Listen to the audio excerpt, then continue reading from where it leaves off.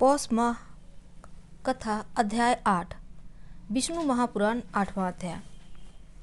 जमदग्नि मृत व्यक्ति के समान धड़ाम से नीचे गिर पड़े। रेणुका देवी अपने पति के शरीर पर पछाड़ खाकर रोने लगी। उसी समय परशुराम वन से आश्रम लौटे और इस घटना का समाचार सुनकर क्रोध से पागल हो उठे और अपना परशु चमकाते हुए महिष्मती नगर की ओर चल पड़े। इसी बीच महर्षि भृगु घूमते हुए जमदग्नि के आश्रम में आए। उन्होंने रेणुका देवी को दिलासा दिलाया और योग बल से मरते हुए जमदग्नि ऋषि को फिर से जीवित कर दिया। उधर महिष्मती नगर में सैनिक धेनु को निर्दयतापूर्वक पीट रहे थे, क्योंकि उनकी इच्छा के अनुसार अब वह वस्तुएं नहीं दे रही थी।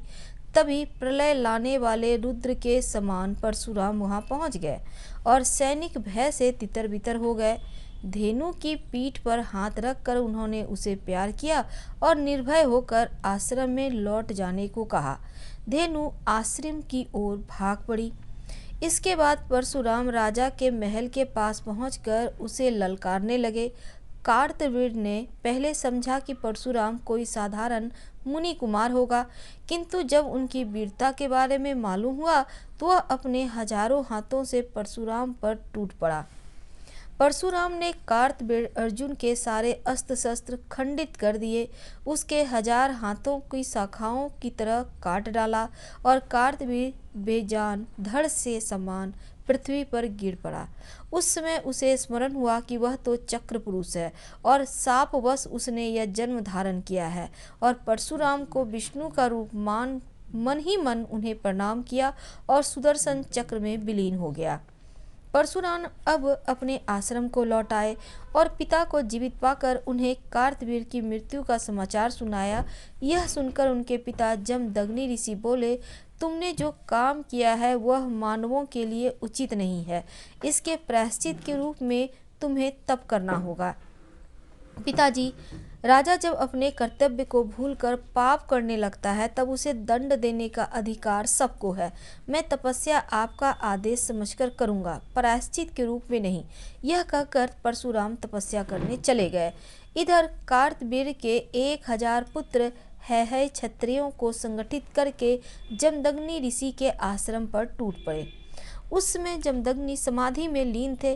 सैनिकों ने ऋषि का सिर काट कर दूर फेंक दिया और रेणुका देवी ने पहले रक्षा के लिए परशुराम को 21 बार पुकारा और फिर छाती पीटती हुई अपने पति के धड़ पर गिरकर बिलख बिलख कर रोने लगी। जमदग्नि का सिर लुढ़कते लुढ़कते कुछ दूर जाकर 2 शिलाओं के बीच अटक गया। क्षत्रियों ने आश्रम में आग लगा दी और आग की इन लपटों में रेणुका देवी अपने पति के धड़ के साथ जलकर भस्म हो गई। उधर परशुराम जंगल में तप कर रहे थे। अचानक उनके कानों में अपनी माता की पुकार 21 बार गूंज उठी। इसे अशुभ संकेत समझकर वे एक ही छलांग में आश्रम को लौट आए। उस समय आश्रम धू धू कर जल रहा था। उनके माता पिता भस्म हो चुके थे। है क्षत्रिय आश्रम वासियों तथा ग्रामीणों को क्रूरता पूर्वक लूट मार कर रहे थे। यह सब देखकर परशुराम की आंखों में प्रलय की लपटें उठने लगे। उन्होंने शिवजी का ध्यान करके अपने परशु को हाथ में लिया और उन क्षत्रियों को कटीली झाड़ियों की तरह काटने लगा। इसके बाद शिलाओं के बीच फंसे अपने पिता के सिर को छाती से लगाकर परशुराम बोले, मेरे हृदय की ज्वाला से मेरे आंसू सूख गए हैं। मैं क्षत्रियों के रक्त से आपका तर्पण करूंगा और उनके रक्त में आपका सिर डुबोकर आपकी अंत्येष्टि क्रिया करूंगा।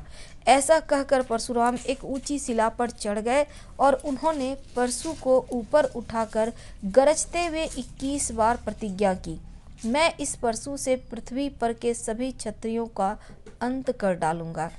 उनकी भयंकर ध्वनि से दिशाएं गूंज उठी। उनकी इस भीषण प्रतिज्ञा को सुनकर ब्रह्मा तथा सभी ऋषि महर्षि वहां पर आ गए और परशुराम को शांत हो जाने का उपदेश दिया। महर्षि भृगु ने कहा, बेटा, भगवान स्वयं दुष्टों को दंड देंगे और साधु संतों की रक्षा करेंगे। हम ऋषि मुनियों को यह शोभा नहीं देता।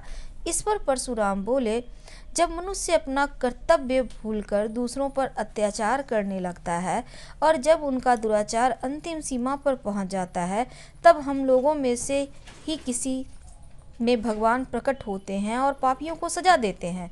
आप मेरे पितामह हैं, समझ लीजिए कि मैं एक ऐसा भी व्यक्ति हूँ। यूँ कहकर परशुराम हिमालय की कैलाश चोटी पर तपस्या करने चले गए। शिव जी तपस्या से प्रसन्न होकर प्रकट हुए। इस पर परशुराम बोले कि शिव जी की आज्ञा के बिना चींटी तक नहीं काटती। आप तो लय पुरुष हैं, सब कुछ जानते हैं, इसलिए आपको कुछ कहने की आवश्यकता नहीं है। आप मेरी प्रतिज्ञा जानते हैं, कृपया उसे पूर्ण करने के लिए आवश्यक बल दीजिए।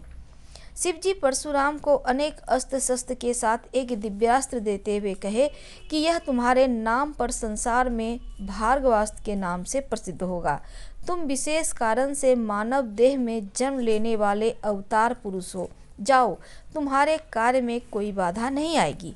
इसके बाद परशुराम गोलोक में कृष्ण के रूप में रहने वाले विष्णु के पास गए। कृष्ण ने उन्हें कृष्ण कवच के साथ अपनी शक्ति भरकर एक दिव्य धनुष भी दिया और कहा कि राम अवतार में यह धनुष तुमसे वापस ले लूँगा। इस प्रकार देवताओं से दिव्यास्त्र लेकर परशुराम ने क्षत्रियों का संहार करना शुरू कर दिया।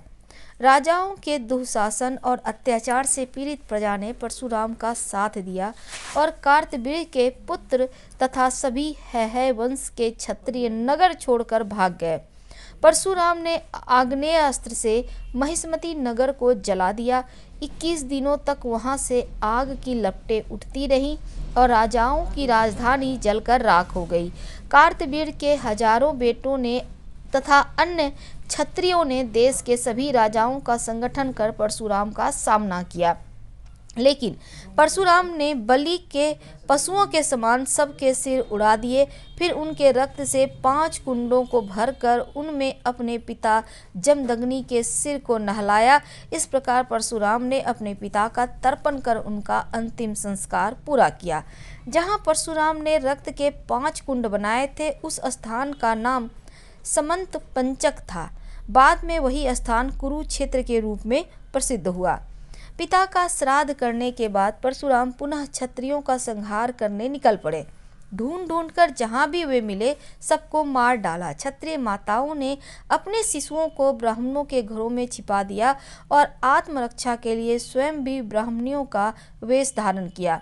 ब्राह्मण परिवारों की शरण में रखे गए क्षत्रियों ने बड़े होकर फिर से अपने राज्यों का विस्तार किया, किंतु परशुराम ने फिर सारे देश में ढूंढ कर उन्हें मार डाला।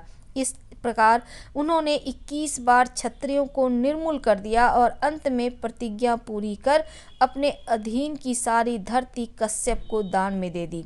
फिर स्वयं दक्षिण समुद्र में स्थित महेंद्र पर्वत पर तपस्या करने चले गए।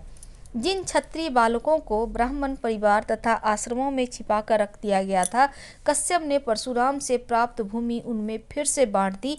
इस प्रकार क्षत्रियों के राज्य पुनः स्थापित हो गए। राजा इक्ष्वाकु के वंश में राजा रघु उत्पन्न हुए।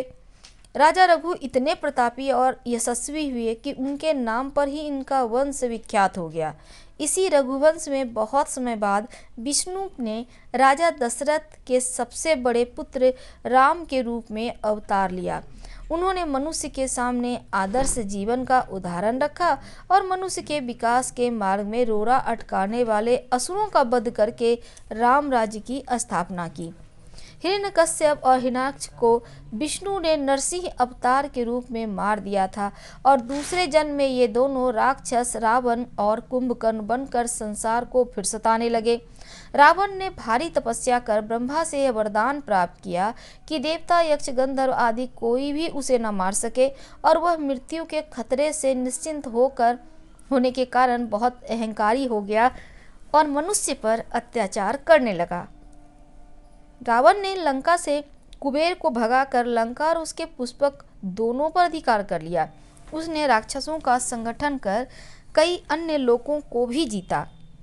रावण के 10 सिर थे, इसीलिए यह दशानन या 10 कंठ के नाम से पुकारा जाता था। एक बार अपनी 20 भुजाओं के बल पर घमंड होने के कारण उसने कैलाश पर आक्रमण कर दिया और इस पर शिवजी ने अपने पांव के अंगूठे से उसे दबा दिया। वह एक शिला के नीचे दबकर पीड़ा से कड़ा उठा। तब से इसका नाम रावण भी पड़ गया। रावण ने शिवजी को क्रोधित जानकर उन्हें प्रसन्न करने के लिए अपने सभी सिर काट कर उन्हें भेंट कर दिया। तब शिवजी प्रसन्न हो गए और शिवजी के महान भक्त बन गए। रावण शिव भक्त बन गए। रावण जितना वीर और पराक्रमी था उतना ही दुष्ट भी था। नारियों का अपहरण कर उन्हें बंदी बनाना एक नियम सा हो गया था। इस पाप के कारण उसे यह शाप मिला कि यदि वह किसी पर नारी के साथ अगर जबरदस्ती उनके साथ विवाह करेगा तो उसके 10 सिर फटकर 10 टुकड़े हो जाएंगे। मई की पुत्री मंदोदरी रावण की पत्नी थी और वह अपने पति के हित की कामना से रावण को सद्मार्ग पर चलने के लिए समझाती रहती। उनका भाई विभीषण भी उन्हें पाप कर्म से हटाने का प्रयास करता, किंतु रावण किसी की परवाह नहीं करता और दुष्टाचार से बाज भी नहीं आता। विंध्याचल के दक्षिण भाग तक रावण के राज्य का सीमा फैला था और इससे राक्षस आर्यावर्त में होने वाले यज्ञों में विघ्न डालते, यहाँ के ऋषि मुनियों को मारते सताते और आश्रमों और गांवों को जलाने तथा निर्दोषों लोगों को कष्ट देने में उन्हें बड़ा आनंद आता था। उन्हीं दिनों कृष्णध्वज नामक एक राजर्षि ने वेदों के पाठ द्वारा एक पुत्री को प्राप्त किया। इसका नाम वेदवती था। वह विष्णु को अपने पति के रूप में पाना चाहती थी। इसके लिए उसने घोर तपस्या की और रावण उसे प्राप्त करना चाहता था। इसीलिए उसने वेदवती से कहा, मैं विष्णु से भी महान हूँ, इसलिए पति के रूप में मेरा वरण कर मेरे साथ लंका चल। वेदवती ने इस पर रावण का अपमान किया। रावण ने उसका जूड़ा पकड़कर घसीटते हुए अपने साथ ले जाना चाहा। वेदवती ने क्रोधित हो रावण को शाप दिया, अरे दुष्ट, तूने मेरे शरीर को स्पर्श कर अपवित्र कर दिया है, इसीलिए इस देह को मैं अब त्याग दूंगी। परंतु याद रख, मैं अगले जन्म में लंका में ही जन्म लेकर तुम्हारे नाश का कारण बनूंगी। भगवान विष्णु राम के रूप में मेरा वरण करेंगे। इतना कहकर वेदवती योग बल से अग्नि प्रज्वलित कर उसमें जलकर भस्म हो गई। राक्षसों का अत्याचार समय के साथ बढ़ता गया और उनके पाप से पृथ्वी त्राही त्राही कर उठी।